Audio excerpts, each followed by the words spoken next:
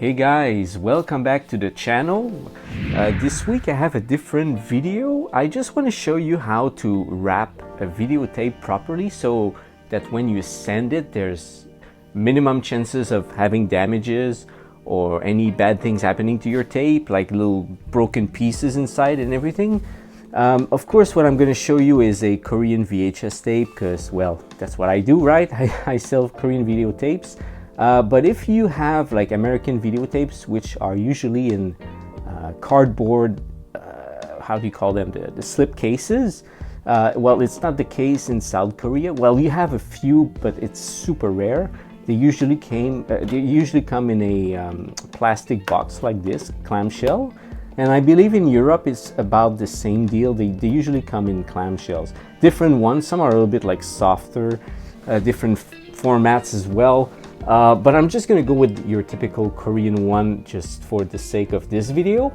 So how you should, send this kind of tape so you don't have any pieces broken, and just, the logic of shipping stuff abroad, because you don't want it to be damaged in the transportation, especially if it's going overseas, right?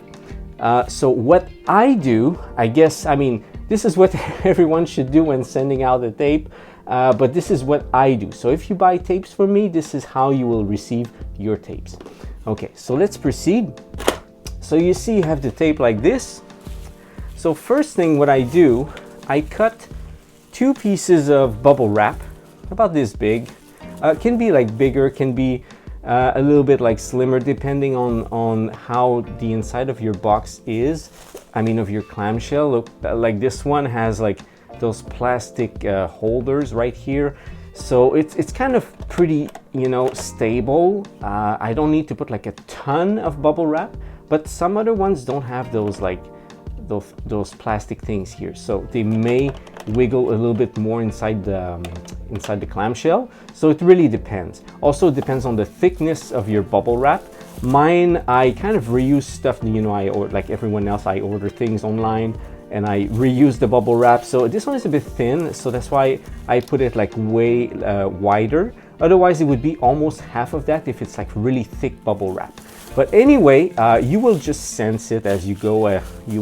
So what you do is you fold it like this to make it thicker, of course. And let me just focus a little bit. And you will just enter it here, of course, because you want to protect the corners. That's the most important part, because this is where it may have like a shock or something. So I will put it all around like this. If it's too thick, if it's too, if it's too tight, just pop it up a little bit, just push it, but not too tight, because it can bust the plastic. So yeah, that's what I do. So in my case, this one is a bit tight. I don't like it too much. So I will just trim my other piece like from like 1 inch or something. So my other piece like this, I put it in. All right, so it sits nicely. You can hear the popping because I'm just pushing it, so it's nicely placed. Here you go. Let me just focus. All right, so you see it's protecting all the inside. Usually I have like more space here, so I would even it out on each side, like let's say this amount here, and it will just turn like this. Same thing at the top, but this plastic casing has like, it stops here, so I just wrap the corner nicely, and then you close it. Make sure it closes well. All right, here you go. So now what you hear inside is just a spool that is moving, but the tape itself isn't moving. So next, what we want to do is we want to wrap our tape properly so that there's no damage, of course, in the shipping process. So what I do is I do buy this in bulk, let's say in your little store you have like nearby. So you have like some bubble wrap. We have like what we call in South Korea, Daiso is the place where you buy that stuff. So what I do is I get this and I would fold each end like this. And the reason I'm doing that is, of course, I will protect my tape way more because and I do not need to cut off like two pieces. And as you can see, there's like about maybe 2 inches, like not 2 inches, but an inch at the top, an inch at the bottom, and you don't need more than that when you fold it. And the reason is because if you have more, then it may be too tight in the box. So you want to wrap it nicely like this, put some tape at just to close it down like this.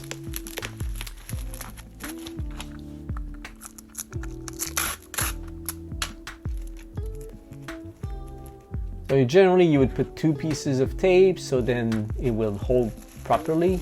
And then what you want to do is you want to cover the ends, both ends of the tape, the top and the bottom parts right here. So I would usually put, once again, 2 pieces of tapes at the top and 2 pieces of tape at the bottom. And this would probably be more than enough to secure your tape from any you know, like shock or anything. And it also sealed the tape itself like really well, so if there's like any water damage or something, it won't get inside, or at least it will be way harder to get inside your package or your tape. So right here, of course, I only put like 1 piece of tape at each end, but usually if it's like too bumpy or whatever, I will put like 2 pieces of tape just to put it down a little bit. So now what we're gonna do, of course, I'm at the post office right now, and the package you see has 2 tapes inside. It's not the exact same package because I just totally forgot I had to ship 2 tapes and not 1.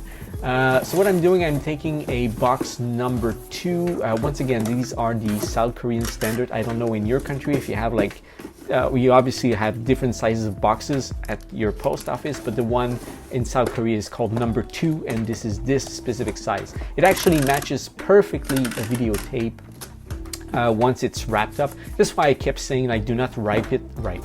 You do not wrap it too loose, or like your top and your bottom of your tape.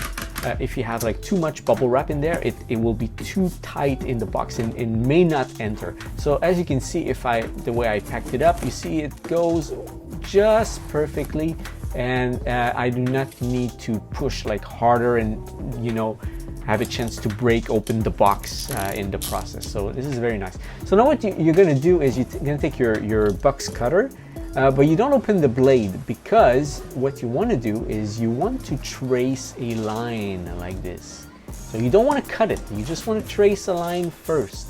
And the line is very important because this is going to be your new fold. So again, how many tapes you put in, if you put 1 tape or 2 tapes, or maybe even up to these boxes, by the way, you can put up to 4 tapes inside. But in the case of 2, it's really halfway through, and you don't want to have like all half of the box, like, you know, just with nothing in it, and just put bubble wrap. It's just a waste of space, and it costs more if you ship it. So you want to, you know, put the price of your shipping down as much as possible. So with the folds that I did right now, of course, this is going to help to cut the box eventually. But first you want to cut off the corners, and you don't want to just, you know, just go one shot down, like cut once. You want to take off a piece like this, because after that it's going to be easier to fold your cardboard. Because if you don't do that, it will kind of overlap and be like really hard to fold your cardboard, and it may also anyway, just won't look very clean, and anyway, it's just like making your life easier. So I remove like a tiny piece, like you can see in the video right now. So what you do, you remove about this amount, so you don't need to, again, it's up to you. Like, I don't want to have like crazy flaps to fold. You don't want to have something too big, just like a decent amount of flap to fold. Again, I have removed this little piece here. So first, what you do, you fold those 2 pieces, so you have your new flap like this. Again, you can have them longer. I have them this size because I'm kind of used to that. And then you fold this part and the other part. But then we're going to be like, okay, but how about the top? So what you want to do is you want to cut. So just press it against something so that it's really nice and tight, and cut it around the middle. Don't go too crazy with the blade, just cut it nicely like this. So as you can see here, so I need to cut it a little bit more because I didn't go like hardcore with the blade. So remove this part. So now what you want to do, you see, you have one flap that is okay, but you want to have a second one. So once again, put it against a corner or something, and then cut this part, but not too deep again, because remember, you have your tapes inside. You don't want to damage your tapes. So right there, I didn't cut too hard, and then you can cut this little piece, and now you have a nice box. See, it's super easy to do.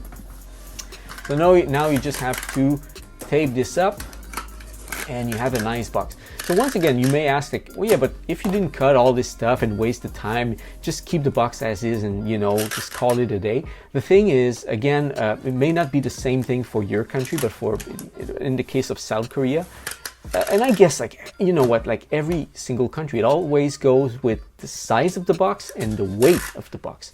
In the case of the weight, well, if I trim these pieces, it may make a tiny difference of a price range. Like, it may go into a different price range, and therefore I may pay less. So yeah, this is all for you to pay less money on your packet. Of course, just to, you know, you want to give a good service to the person you send the package to, and you want to have like a good relationship and also create some confidence. So what you do is you want to take photos of the item, of the box, and of course of the receipt, and finally of the tracking number. So you take photos of those three things and you send those to the person. And of course, one last thing is not only the photos, but what I do is I do put the tracking number. I text the tracking number. I do write it down. And you may think like, well, if you have it on the photo, why would you write it down? Well, it's simply because if you're using, for example, Messenger, it's always easier just to copy paste it and then boom, put it in a tracking website to know where your package is, instead of going back and forth on the photo and trying to type those numbers. It's a bit annoying. So anyway, this is the way I process when I ship my videotapes.